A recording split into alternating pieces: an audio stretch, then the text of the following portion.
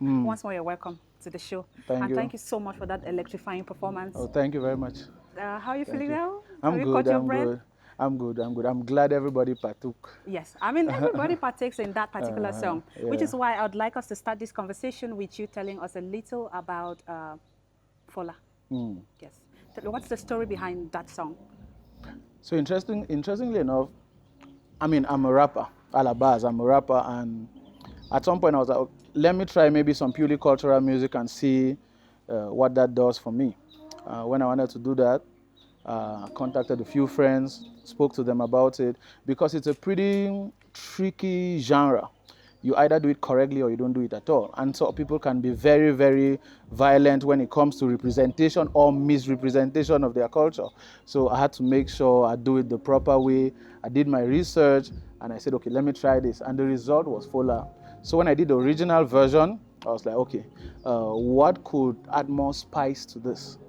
I said, okay, a remix. That's why I didn't shoot an official video for the original version. So when I wanted to do the remix, I was like, okay, the message of the song is Fola.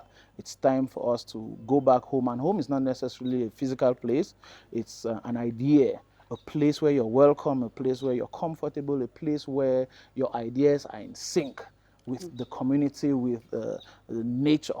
Yeah. So when I wanted to do the remix, I was like, okay, the best way to really represent this idea of diversity that I am preaching, I have to bring in artists from different ethnic groups. That's why I spoke to Vinera and Magasco. And I'm super blessed that they agreed to do it. And I also knew that I needed like a certain spiritual touch to the thing. So I got to Cornell Grace, who's a gospel minister. Yeah. It just happens that he's from Tor. Of course, I knew that he's from Tor. He agreed to be on the song, and we did that. Yeah. And Fola Remix is the result, and I'm very, very humbled that people are receiving it positively. I mean, I still have a little bit of imposter syndrome, but but I'm glad that people are loving the song. Oh, we absolutely love it. Yeah. So you spoke about many genres, and that brings me to talking about your music. It's really a complex conversation when we want to talk about your style, because you infuse a lot of things into your songs. We're talking Afrofusion, we're talking hip hop, we're talking indigenous music. How are you able to incorporate all these things into one article? You are talking about preserving your culture. You are a cultural custodian, but at the same time, you're addressing a global stage. How do you blend the two? I think the entire world meets at the intersection of storytelling.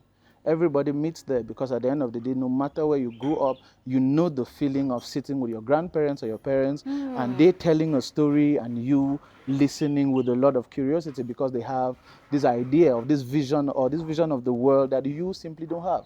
Maybe as an issue of you being young or just you being inexperienced. So everybody can identify with storytelling. And that has been like the basis of my entire movement, because you start with a story and it has to be an authentic, original story. People identify with that.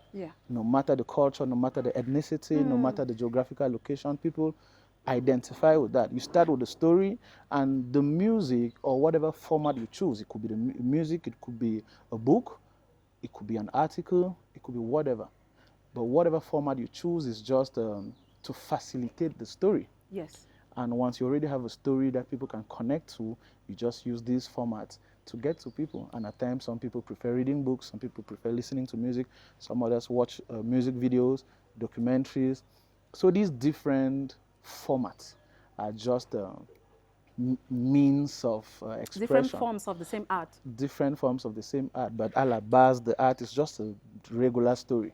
And every story is unique because two people don't have the same lives. Even two siblings who grew up in the same house don't have the same lives. They don't even have the same parents. Because no two people experience the same person or the same situation the same way. Yes. That brings me to the fact that you do a lot of things, Wan Shey. You're a musician, you're a communicator, you're a writer that a lot of people here might not know. Tell us a little bit about your books. You have about 2 books in the market. Yes, I have 2 books so far. I have 2 novels. And when I was writing these novels, I decided to focus more on children because I think us as adults, we know too much already, or we assume that we know too much already. So there's a very little space left for new information. So my focus was, let me write books that are dedicated to children so they can grow with these ideas. And my books are mostly set in Seoul, because I always tell myself that that's the only place I really know. Yes. Because I grew up there. Yeah. My experiences were there. My idea of the world was formed there. Yeah. So I prefer writing my books. I set them there. I use a lot of specific locations that are there. Even the fictitious ones are made to be in a fictitious world that is still in Thailand. So these books, one is called Children of the Crocodile Egg. The other one is called My Kin and Other Stories. So these two books, I just decided to write them and see. For people who don't like to hear stories through music or watching music videos or documentaries, so they can read a book. Yes. Yeah. And if they cannot read, you also into acting? Not yet.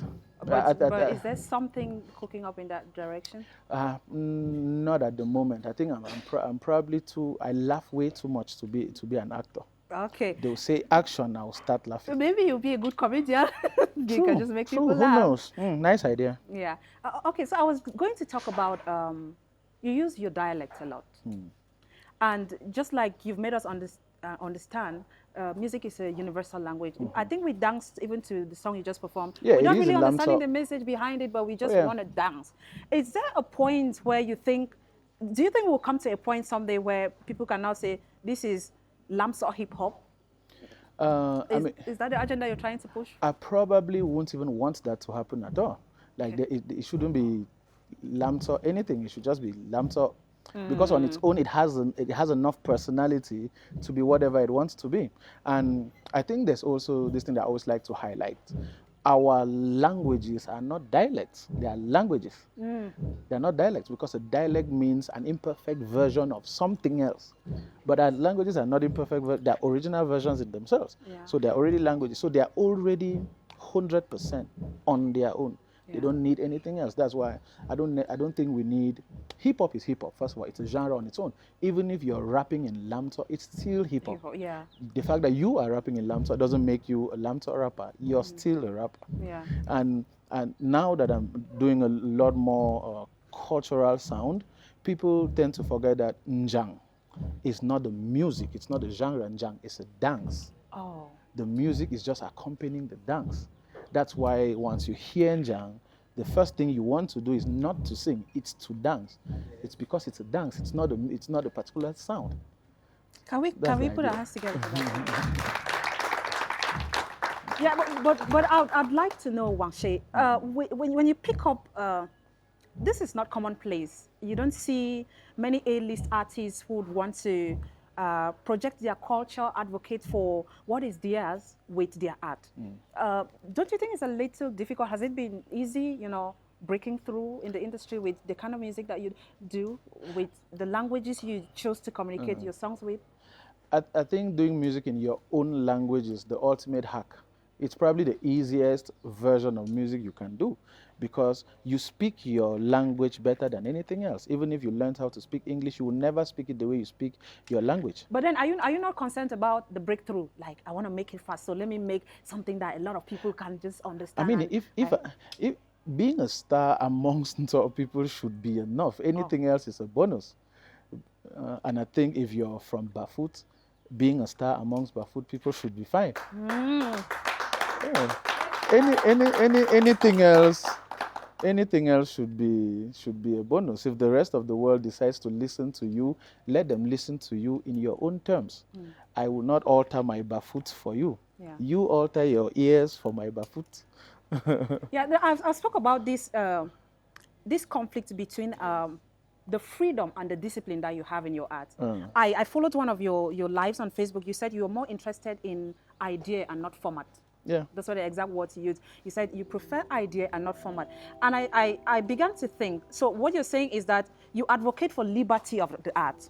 But then, this is also someone that wants to be strict on some certain things. You want to maintain the cultural aspect of, like, my art has to have my culture. I have to speak in these and these and these languages. How are you able to fuse the two? That freedom and also that restriction? I don't actually think I have any restriction. I have songs in French. I have songs in Pidgin. So it's more of I have diversity songs and in not English. just... And again, the language is not, and that's the beautiful thing about our languages. They are not it's not a prison. It's not a linguistic prison that says you must only be inside this. Even in your language, I am sure there are words that are from French or English. Definitely Like in Lamso, we call a spoon shibun. And we are so unapologetic about it. Because to us, if it's shibun, it's shibun. Yes. Because languages are not meant to live in isolation. Culture is not meant to live in isolation. Culture will evolve, it will merge with other cultures, and new forms of culture will happen. Like, it's almost insultive to think that cultures just have to be static, because the world is evolving, mentalities are different, ages are different, it's a different era. You can't ask a kid who was born in the 2000s to reason like somebody who was born in the 1900s. And it's not as if one is smarter than the other, it's just that both of them have been worlding differently. Yeah, so philosophical. So if we continue this interview, we might take the entire evening. I think that was just enough that's been said, and thank you so much for coming. So what next should we expect from Wan Shey? Oh yeah, just if you've not watched Fola, yes, please keep watching it. Keep watching it. My manager, Chapnik, says that's the way I'm going to make money. Yes. By the way, Chapnik is behind the cameras. Yes. Oh, he is? Yes, he is. He always happens to be wherever I am. Yes, and for your books, where can we find them? If anyone right now I'm doing this interesting thing with my books where I deliver my books myself. Okay. Yes, because to me, I just wrote books as an excuse to have conversations with people. So when you order a book, I'll come and meet you so that we can taper les divers, we can knock small Congo side. So if someone wants to order, where do they get? I just contact Wan Shey on any social media platform. A book is 5,000 francs. All right, I have 2 of them. Thank you. Do you have any copies here? I do. Definitely check them out. Absolutely. Thank you so much. Is there any question from the audience? Anybody with a question for Wan Shey? If not, Wan Shey, thank you so much for coming to this episode of Time with Melvis Touch. It was an honor. Thank you very much. And we will see you again. Thank you. Thank you. All right, guys. We'll be right back.